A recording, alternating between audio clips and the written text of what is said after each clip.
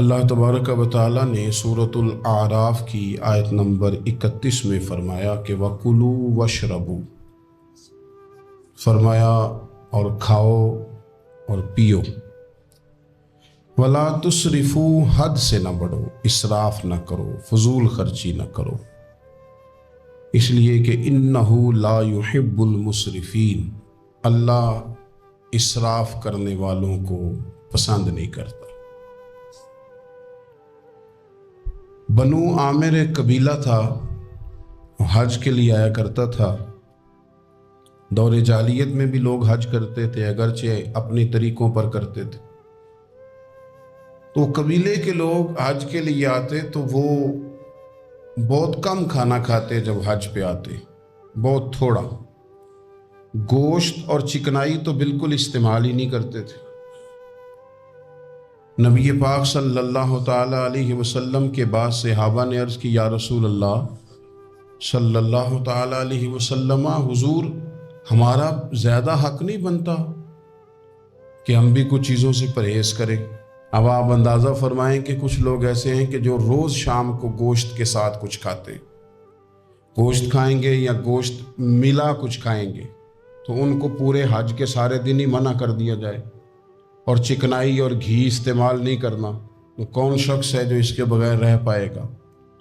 تو صحابہ نے عرض کیا کہ یا رسول اللہ صلی اللہ تعالی علیہ وسلم، ہم بھی یہ کام نہ کریں، ہمارا زیادہ حق نہیں؟ تو اللہ تعالیٰ نے آیت نازل کر دی، فرمایا نہیں، کلو واشربو، کھاؤ بھی اور پیو بھی، بس ولا تسرفو، حد سے نہ بڑھنا، اسراف نہ کرنا، فضول خرچی نہ کرنا، جو بھی کھاؤ پیو حد میں رہ کے۔ کھانے پینے سے اسلام منع نہیں کرتا، لیکن ولا تسرفو، حد سے تجاوز۔ کیا معنی ہے اس کا؟ ایک معنی تو یہ ہے کہ جب تم کھاؤ تو تم حدود میں رہ کے کھاؤ گے، حلال حرام کی تمیز رکھ کے کھاؤ گے۔ تم مسلمان ہو، تمہارے اوپر کچھ ضروریات ہیں، ایسا نہیں ہو سکتا کہ جو تمہارے سامنے آیا تم کھا جاؤ۔ جو تمہارا ہے تم صرف وہی کھاؤ گے، جو تمہارا نہیں ہے تم اس کے قریب نہیں جاؤ۔ دوسرا معنی یہ ہے ولا تسرفو کا، ہمارے مفسرین نے بیان فرمایا کہ کھانے کے بعد نہیں کھانا، بغیر بھوک کے نہیں کھانا، کثرت سے نہیں کھانا، ہر وقت کھاتے رہنا، ہر وقت کھاتے رہنا، کھانے کو اپنے ذہن پہ سوار کر لینا، رات کو فیصلہ کرنا کہ ناشتے میں یہ کھاؤں گا، اور ناشتہ کرتے ہی دوپہر کے لیے کھانا منگا لینا، پلان کر لینا کہ یہ سبزی منگا لو، اور دوپہر کی ابھی ٹیبل پوری سجی ہوئی ہے اور دانتوں کے اندر وہ شخص صفائی کر رہا ہے اور ساتھ آرڈر دے رہا ہے کہ شام کو میرے لیے فلاں چیز۔ تو کوئی کھانے پینے تو نہیں نہ آیا مسلمان دنیا میں، کھانے پینے تو نہیں آیا، اور اتنا کھانا کہ اس کو سوار کر لینا۔ امام غزالی رحمۃ اللہ علیہ نے احیاء علوم کے اندر لکھا ہے کہ زیادہ کھانے سے مسائل پیدا ہوتے ہیں، شہوت زیادہ بڑھتی ہے زیادہ کھانے سے، غلط خیالات زیادہ آتے ہیں۔ اس لیے صحیح حدیث میں موجود ہے، نبی پاک صلی اللہ علیہ وسلم نے جوانوں سے فرمایا تھا کہ اے جوانوں کے گروہ، یا نکاح کر لو، اور اگر طاقت نہیں رکھتے تو روزے رکھا کرو، اس لیے کہ فاقہ شہوت کو کم کرتا ہے برے خیالات کو، یہ ایک کمزوری لاتا ہے تھوڑی سی انسان کے جسم میں، تو خیالات کم ہوتے ہیں۔ اور پھر جب آپ اپنا پیٹ بھر لیتے ہیں، ایک تو آپ سست ہو جاتے ہیں، نیند غلبہ کرتی ہے، غلبہ نیند کا بندے کو غافل کرتا ہے۔ کیسے میں بتاؤں یہ بات، کیسے بتاؤں کہ بہت سارے پکے نمازی بھی فجر نہیں پڑھتے، سوائے اس کے کہ کھا بہت لیا ہے، اور وہ نیند کے غلبے نے صبح اٹھنے نہیں دیا۔ غفلت پیدا ہوتی ہے، شہوت پیدا ہوتی ہے، اور جب آپ کا ذوق بن جاتا ہے زیادہ کھانے کا، پھر آپ کی ذہن کی مشقت بڑھ جاتی ہے، آپ پھر زیادہ کوشش کرتے ہیں، سکون زندگی میں ختم ہو جاتا ہے، پھر یہ بھی کمانا ہے، وہ بھی کمانا ہے، یہ بھی کرنا ہے، خواہشات بڑھتی ہیں، آپ کا معاملہ آگے کی طرف نکل جاتا ہے۔ کوشش کریں زندگی کے اندر آپ اعتدال کے ساتھ، یعنی اسلام کھانے سے تھوڑی منع کر رہا ہے، کھانے سے منع نہیں کیا جا رہا آپ کو حد سے بڑھنے سے، اعتدال میں رہ کے آپ یہ کام کریں، اعتدال میں رہ کے آپ کچھ چیزوں سے بچیں، معتدل رکھیں اپنے آپ کو۔ عزیز دوست، اعتدال ویسے بھی زندگی میں وہ بندہ تنگ نہیں ہوتا جو اعتدال کے ساتھ چلتا ہے۔ جو درمیانی چال چلے وہ پریشان ہے۔ بہت زیادہ کھانا کھانے کا رواج آ گیا ہے، اور پھر یہ کہ کچھ چیزیں بطور فیشن کے بھی، یعنی لوگ کہتے ہیں برگر کا اور پیزے کا رواج بہت زیادہ ہے۔ میرا ذاتی اس میں رائے یہ ہے کہ بہت سارے لوگ ہیں جو پیزے برگر کو آج بھی پسند نہیں کرتے، لیکن مصیبت یہ ہے کہ یہ کھانا فیشن ہے۔ یہ نہیں کھائیں گے تو لوگ ہمیں امیر کیسے کہیں گے، نہیں کھائیں گے تو لوگ پڑھا لکھا کیسے کہیں گے، جدید دنیا کا بندہ کیسے مانیں گے اگر نہیں کھائیں گے۔ نہ کریں ایسا، سادی غذا کھائیں اور بہت زیادہ کھانا کھانے سے اپنے آپ کو بچائیں۔ نبی پاک صلی اللہ تعالی علیہ وسلم خزانوں کے مالک ہیں، خزانوں کے، لیکن حضور نے نا فقر اختیار کیا، تھوڑا کھایا۔ یہ حدیث کبھی دل کی تختی پہ لکھ لیں تو کام آئے گی۔ یعنی کون سا ایسا گھر ہے جس میں شام کو روٹی نہ پکے تو قیامت نہ کھڑی ہو؟ عورتیں احتجاج نہ کر دیں، بلکہ روٹی نہ پکنا تو دور کی بات ہے، بچوں کی مرضی کی نہ پکی ہو تو وہ چیزیں توڑتے ہیں۔ لیکن قربان جائیں، ادھر دیکھو نا، کچھ ہمارے اوپر ہمارے دین کی بھی تو ذمہ داریاں ہیں نا۔ ہم نبی پاک سے محبت کرنے والے ہیں، کچھ سرور کائنات کی غلامی کے بھی تو قرض ہیں نا ہمارے ذمہ۔ میرے نبی پاک صلی اللہ علیہ وسلم کی پیاری زوجہ ام المومنین عائشہ صدیقہ رضی اللہ تعالیٰ عنہ فرماتی ہیں، مدینہ شریف آنے سے لے کر حضور کے وصال ظاہری تک کبھی ایسا نہیں ہوا کہ ہم نے 3 دن تک مسلسل پیٹ بھر کے گندم کی روٹی کھائی ہو۔ 10 سالوں میں کبھی ایسا۔ یہ بھی تو دین ہے نا، یہ بھی تو بھائی دین ہے کہ صرف نعرے لگانا ہی دین ہے، کہ صرف یہ کہنا ہی دین ہے کہ جناب میٹھا کھا لو، کھانے کے درمیان سنت ہے، مسواک کر لو سنت ہے۔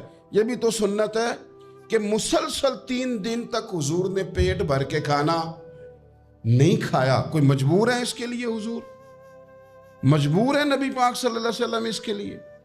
یہ حضور کی چاہت ہے، تھوڑا کھانا کھایا جائے، کم پہ گزارا کیا جائے اور سادہ غذا کو استعمال کیا جائے۔ کوئی کام نہیں کر پاتے ہمارے بچے، روٹی کھاتے ہیں مرضی کی، ثقیل غذا کھاتے ہیں جو ہضم مشکل سے ہوتی، اور پھر کھاتے ہی فوراً موبائل لے کے وہ لیٹ جاتے ہیں۔ تو وجود کے اندر وہ صلاحیت ہی نہیں ہے کہ آگے بڑھ کے کوئی کام کر سکے۔ میرے نبی پاک علیہ السلام نے فرمایا کہ ہر چیز کی زکوٰۃ ہوتی ہے۔ ابن ماجہ میں یہ حدیث آپ کو ملے گی، ہر چیز کی زکوٰۃ ہوتی ہے۔ زکوٰۃ کا معنی پاک کرنے والی چیز۔ جب آپ زکوٰۃ دیتے ہیں تو زکوٰۃ آپ کے مال کو پاک کر دیتی ہے۔ فرمایا ہر چیز کی کوئی زکوٰۃ ہوتی ہے، اور فرمایا یہ جو تمہارا جسم ہے نا، اس کی زکوٰۃ روزہ ہے۔ روزہ اس کی زکوٰۃ ہے۔ گویا جب تم روزہ رکھتے ہو، حدیث ہمیں بتاتی ہے کہ پھر ہم اپنے آپ کو پاک کر لیتے ہیں۔ یہ بھوک وجود کو پاک کرتی ہے، آپ کے ذہن کو۔ یہ جس بندے میں بڑی صلاحیت ہے نا کام کرنے کی، وہ روٹی بہت زیادہ کھاتا ہے تو پردہ پڑ جاتا ہے، کر ہی نہیں پاتے کچھ۔ اور کھانے کے معاملے میں دیکھتا ہوں کہ شدت، میرا خیال ہے کہ شادی کے ولیمے میں جو گوشت پکتا ہے اس کے علاوہ بھی تو گوشت ہمیں ملتا ہی ہے نا، لیکن بعض لوگوں کو دیکھا جاتا ہے کہ وہ اتنا سالن ڈال لیتے ہیں کہ شاید ان کا خیال ہوتا ہے کہ آخری روٹی ہے، راج کے کھا لے، اس کے بعد شاید چھٹی ہے تیری۔ بھئی آپ کیا کر رہے ہیں؟ اتنا کھا سکتے ہیں آپ جتنا آپ نے ڈال لیا ہے؟ اور پھر سنجیدہ قسم کے لوگ ہیں، سیانے لوگ، تو وہ کھانے پہ اس طرح مطلب اٹھ کے بھاگنا۔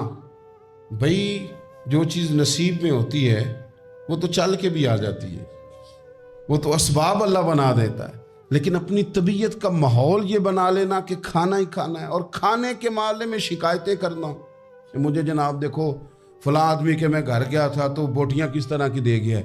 کئی دفعہ تھوڑی سی نا بات سن کے تو بندے کا قد دیکھ کے شرم آتی ہے کہ کتنا تو بڑا آدمی ہے اور تو نے کتنی چھوٹی بات کر دی ہے۔ تو کیا عجیب بات کر رہا ہے.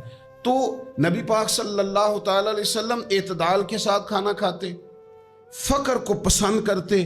میرے نبی کریم صلی اللہ تعالی علیہ وسلم نے کم کھانا کھانا مومن کی علامت قرار دیا. حضور صلی اللہ تعالی علیہ وسلم فرماتے ہیں مومن ایک آنت سے کھاتا ہے، ایک آنت سے مومن کھاتا ہے، اور کافر اور منافق 7 آنتوں سے کھاتا ہے.